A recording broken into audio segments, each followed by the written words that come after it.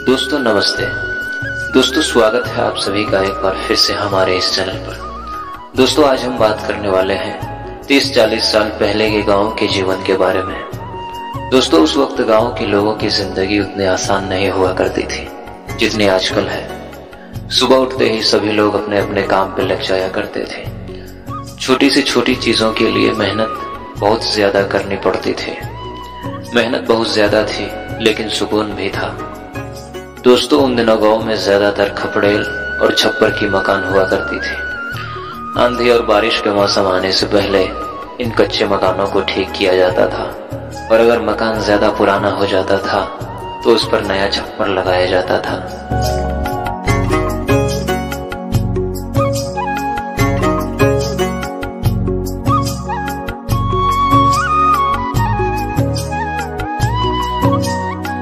और दोस्तों उन दिनों खेती का सारा काम बैलों के द्वारा ही किया जाता था।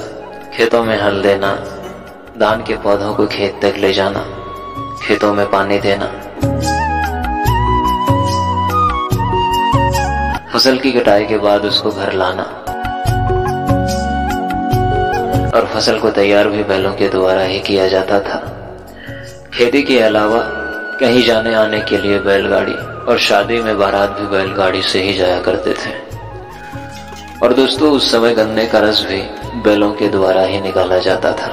और दिन भर की थकान के बाद शाम को रेडियो पर विविध भारती की सुरीली तान मानो सारी थकान दूर हो जाती थी और बहुत ही खूबसूरत नजारा होता था।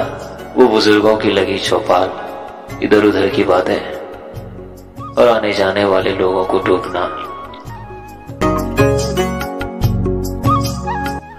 और चारा मशीन से घास को काटकर पशुओं को बड़े ही प्यार से खिलाना और थोड़ी सी पानी निकालने के लिए मेहनत बहुत ज्यादा करना। और दोस्तों उस समय गांव में अनाज इसी में रखा जाता था।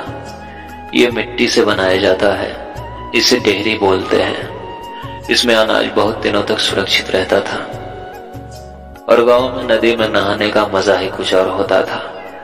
गर्मी के मौसम में एक भी दिन नदी में नहाए बगैर नहीं गुजरता था।